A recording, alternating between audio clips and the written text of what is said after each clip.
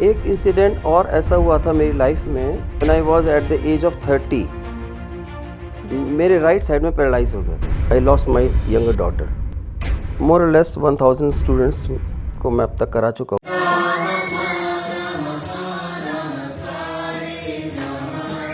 Hi, नमस्कार। This is doctor Sonali Kataria, founder head sunrise learning foundation, जो एक ऑर्गेनाइजेशन है एम्पावर करती है डिफरेंटली एबल्ड बच्चे और यंग अडल्ट्स को। एंड इस सीरीज़ का नाम है राइज एंड शाइन, जिसमें हम ऐसे इंडिविजुअल्स के साथ बात करते हैं जिन्होंने अपनी स्ट्रगल्स और चैलेंजेस से उभर के ना ही सिर्फ अपने आप को बल्कि ऐसे स्टेज पे पहुँचे जहाँ पर वो और लोगों को भी एम्पावर करते हैं और लोगों को भी रास्ता दिखाने के लिए रोशनी बनते हैं। तो आज के जो राइज एंड शाइन के स्टार हैं वो हैं राजीव मित्तल सर। राजीव मित्तल सर, नमस्कार। Thank you so much for agreeing to do this. Thank you. Sir एक म्यूज़िक गुरु हैं, म्यूज़िक टीचर हैं और बहुत ही अमेजिंग और पावरफुल जर्नी रही है सर की। And sir is an inspiration for me. वो सनराइज लर्निंग के स्पेशल स्कूल में एज अ म्यूज़िक टीचर भी आते हैं, बहुत सारी अपनी गाइडेंस देते हैं। अब इतने स्टूडेंट्स के साथ इंटरैक्ट करने का मौका मिलता है। मोर और लेस 1000 स्टूडेंट्स को मैं अब तक करा चुका हूँ अपने लाइफ में। वंडरफुल। सो 1000 लर्नर्स को आप म्यूज़िक सिखा चुके हैं और सिखा रहे हैं। ओके सर, एक बार अपनी जर्नी बचपन से बताएंगे सो दैट हमारे जो लिसनर्स हैं दे गेट टू नो कि ऐसी कौन सी चैलेंज, ऐसी कौन सी पर्सनल बैटल लड़ते हुए आप इस स्टेज पर पहुँचे हैं। I was born in Meerut. जी। मेरा बचपन अच्छा बीता, कोई दिक्कत नहीं।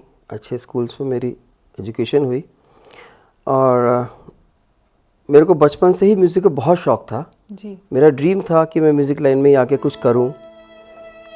बट बीच में एक ऐसा कुछ हुआ कि व्हेन आई वाज 15 और 16 ईयर्स ओल्ड जी।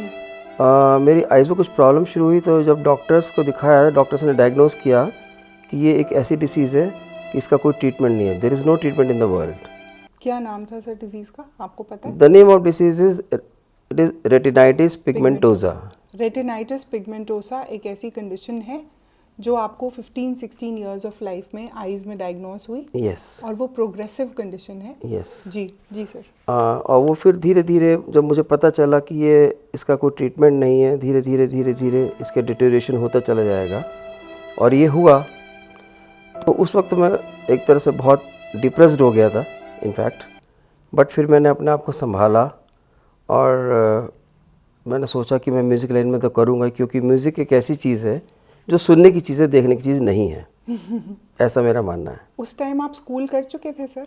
स्कूल में कर रहा था। जी जी। उसके बाद फिर मैं स्कूल करके पूरा अपनी एजुकेशन करके मैं इस लाइन में मैंने कोशिश किया, मैंने सीखना शुरू किया। मैंने वोकल भी सीखा, मैंने तबला भी सीखा, मैंने और भी कीबोर्ड सीखा, सब कुछ सीखा धीरे धीरे गिटार वगैरह। तो अपने विजुअल इम्पेयरमेंट के साथ साथ उस स्ट्रगल के साथ साथ आप अपनी म्यूज़िक सीखने की जर्नी भी शुरू कर चुके थे? जी, मैंने सीखना शुरू कर दिया क्योंकि मेरा शौक़ तो था ही। तो मैंने मैंने सोचा कि मैं इसको अपना प्रोफेशन बनाऊँ लाइफ में। सर मुझे ये जानना है, जब आपकी बचपन से आप सब कुछ देख रहे थे, आपको you were able to see everything, and then suddenly 15-16 years पे आपकी आईज़ की जो आईसाइट है वो जाती रही, धीरे धीरे डिटीरियोरेट हुआ। तो सबसे पहले तो आपको ये सीखना होगा कि अब मुझे इस आईसाइट के बिना रहना है, अब मुझे बिना देखे अपनी ज़िंदगी को आगे जीना है।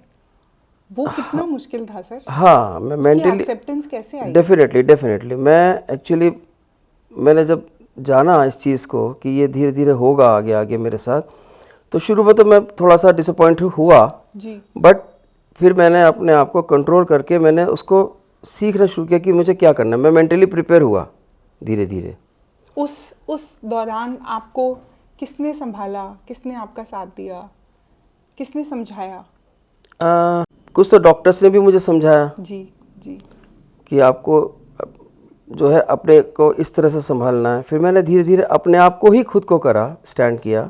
मैंने कभी भी ऐसा नहीं किया, ऐसा नहीं कोई मैंने अपने कोई एक्टिविटी रखी कि लगे कि भाई मैं आई कांट सी। जी मैं एज अ नॉर्मल पर्सन अपने आप को ट्रीट किया, मैंने खुद को as a normal person treat किया। सब जगह आता जाता था, पार्टी अटेंड करता था, घूमता फिरता था, एंजॉय करता था, एवरीथिंग, जिससे जिससे लगे कि हाँ मुझे कोई प्रॉब्लम नहीं है। तो वो अंदर से इतनी हिम्मत कहाँ से आ रही थी, वो उसका सोर्स क्या था? बस वो ईश्वर ही कर रहा था मेरे साथ शायद ईश्वर था वाह जो मुझे करता रहा, मुझे आगे बढ़ाता रहा धीरे धीरे धीरे धीरे धीरे। वाह। हाँ, थोड़ी फ्रेंड्स की भी सपोर्ट मिली, फैमिली भी सपोर्ट मिली, जी और सबसे बड़ी बात आफ्टर मैरिज मेरी वाइफ की सपोर्ट मेरे साथ बहुत ज़्यादा है। वाह। उसके बाद आपकी म्यूजिकल जर्नी भी शुरू हुई, जी बिजनेस भी स्टार्ट हुआ। जी, बिजनेस भी करता रहा, एज वेल एज मेरा म्यूज़िक का भी चलता रहा धीरे धीरे। मैं थोड़ा सा मैंने सिखाना भी शुरू कर दिया था, मैं सिखाता रहा म्यूज़िक, और ऐसा भी रहा मेरे साथ। तो मैंने शोज़ किए, स्टेज शोज़ किए बहुत, क्या बात है। और इस तरह से शोज़ किए कि मैं पूरे दिन मैं अपना बिजनेस देखता था सुबह से शाम तक, और रात को फिर शोज़ पे चला जाता था। ओके ओके मतलब नॉन स्टॉप मैं सुबह मेरी 9 बजे से वर्किंग शुरू होती थी और रात के 2-3 बजे तक मेरा ये काम चलता था। Okay. And you were loving it, या क्योंकि you were living your dream, you were living your passion. मैंने, क्योंकि मेरा मानना है कि अगर आपको किसी चीज़ का शौक़ है तो उस चीज़ में आप कभी भी थकते नहीं है कुछ करने से। जी कितना भी टाइम आप कितना भी टाइम कर लीजिए लगातार। जी जी। क्योंकि मेरा अपना एक पैशन था ये, तो इसलिए मुझे तो कोई दिक्कत नहीं हुई कभी भी इस चीज़ में। लोगों की सपोर्ट भी मिलती रही, प्लस मैंने अपने आप को खुद को भी हिम्मत रखा, क्योंकि मैंने ये हमेशा रखी है कि कुछ भी हो हिम्मत नहीं हारनी है। सर आपने बहुत हिम्मत जुटाई और इतनी बड़ी पर्सनल बैटल लड़के आप फाइनली अपने ड्रीम को जीना शुरू किया। बट कभी ना कभी कोई ना कोई मोमेंट तो ऐसा आता होगा या आया होगा जो आपको याद होगा, जिसने तोड़ दिया होगा आपको। कोविड पीरियड में I lost my younger daughter. जी वो सबसे ज़्यादा मेरे लिए एक ऐसी चीज़ हो गई कि मुझे लगा कि अब क्या होगा। जी। बट वो भी बस धीरे धीरे धीरे अपने आप को संभालने की कोशिश की, संभाला है। आपके 2 आँख के तारे, जी, और वो जिनको आप जिनके सामने आपको लगता था कि मुझे आई साइट की भी ज़रूरत नहीं थी। हाँ डेफिनेटली, वो तो आपके मेरे लिए, दोनों तारे थे। हाँ, छोटी बेटी मेरी बहुत सपोर्टिव थी, मेरे जी, को बहुत जी। सपोर्ट करती। हर मोमेंट वो मेरे को ये ध्यान रखती थी कि पापा को कुछ ना हो, कोई दिक्कत ना हो। जी। बैठी बैठी देखती थी कि पापा को प्रॉब्लम क्या हुआ, मैं कहा नहीं कुछ नहीं हुआ बेटा। तो ये सब रहा मेरे साथ। जी। बड़ी बेटी की शादी हो गई है, जी शी इज़ इन कनाडा जी नाउ। जी। तो लेकिन अब मैं अपने आप को मैं मस्त रखता हूँ मैं, सिर्फ इसीलिए कि हमें जब तक जीना है अच्छे से जीना है। जी जी। What a spirit, what a spirit. जी सर, इस पूरी जर्नी में आपने मेंशन किया आपके फ्रेंड्स ने बहुत सपोर्ट किया, ईश्वर ने आपको इंस्पिरेशन दी, आपकी फैमिली ने बहुत सपोर्ट किया, और जो मैंने देखा है आपकी जो वाइफ हैं, आपकी जो सोलमेट हैं, आपकी लाइफ पार्टनर हैं, उनकी पूरी पार्टनरशिप है आपकी इस जर्नी में। जी जी बिल्कुल। तो आप उनके कंट्रीब्यूशन के बारे में थोड़ा सा कुछ बताना चाहते हैं? उनका कंट्रीब्यूशन तो ये है कि उनके बगैर मैं कुछ कर ही नहीं सकता था। इनफैक्ट सबसे बड़ी सपोर्टर तो मेरी वही हैं, आज भी हैं। इधर उन्होंने बिजनेस भी मेरे साथ हमेशा पूरा मेरा साथ दिया, और थोड़ा और अभी म्यूज़िक क्लासेस कर रहा हूँ मैं, उसमें भी पूरा ही इनका सपोर्ट है। इनके सपोर्ट के बगैर तो मैं वाकई कुछ नहीं कर सकता। मैम आप कुछ कहना चाहते हैं? आप बस करना चाहते हैं, साथ देना चाहते हैं? कहना नहीं, इनके तो सपोर्ट तो 2 पहिए हैं जी इस गाड़ी बिल्कुल के। बिल्कुल। जी, और वो गाड़ी बहुत प्यारी चल रही है। इतनी बम्पी रोड पे भी आपने कितने सारे बच्चों को इस म्यूजिकल जर्नी पे लिफ्ट दी है और उनको कितना आगे तक लेके आ गए हैं। That's so amazing. ऐसा मैसेज जो आप देना चाहें उन लोगों के लिए जिन्होंने ऐसी कोई प्राइसलेस चीज़ खो दी, जैसे मैंने लास्ट ईयर आवाज़ खो दी थी अपनी फॉर अ फ्यू मंथ्स, तो तब मुझे रियलाइज़ हुआ कि ये कितनी प्राइसलेस चीज़ थी। इससे पहले तो मैं फॉर ग्रांटेड लेके चलती थी कि आवाज़ तो है, what is the big deal. But जब नहीं रही तब मुझे एहसास हुआ कि ओ माय गॉड, इसके बिना कितना मुश्किल है जीना। तो सर ऐसे जिसने अपनी आई साइट खोई हो, जिसने अपना विजन खोया हो, उसका सपना ना खो जाए, उसके अपने ड्रीम्स, अपनी जीने की हिम्मत ना खो जाए, उनके लिए आप कोई मैसेज देना चाहते हैं? देखिए, मैंने अपनी लाइफ में एक चीज़ को अपने से दूर जाते हुए देखा है। जो चीज़ मेरे पास थी, मैं सब कुछ देख सकता था, एवरीथिंग, जी धीरे धीरे धीरे धीरे मेरे से वो चीज़ दूर होती चली गई। वो चीज़ का दर्द मैं ही समझ सकता हूँ, जी ठीक है। बट मेरा कहना यही है कि कुछ भी हो जाए, कुछ भी, अपनी लाइफ, अपने अंदर हिम्मत रखनी है, हिम्मत को नहीं हमें टूटने देना है। और कोई क्या कह रहा है, क्या नहीं कह रहा है, दुनिया वाले क्या कहेंगे, इन सब चीज़ को एक तरफ कर दीजिए। आप अपने को देखिए, अपने से प्यार करना है हमें। अब हमें खुद को कैसे स्टैंड करना है, सिर्फ ये देखना है हम क्या कर सकते हैं। जो चीज़ हमारे पास नहीं है उसे भूल जाइए, जो चीज़ है उसको अवेल कीजिए। उसको हम कैसे यूटिलाइज कर सकते हैं वो देखना है हमें। जो मैंने किया, मेरे पास एक चीज़ नहीं, ठीक है, ओके, लेकिन फिर भी ईश्वर की दिया बहुत कुछ है, इसलिए मैं तो ईश्वर का धन्यवाद अभी भी करता हूँ। एक चीज़ मेरे से छीनी, बट मेरे को और चीज़ें दे भी दी साथ साथ।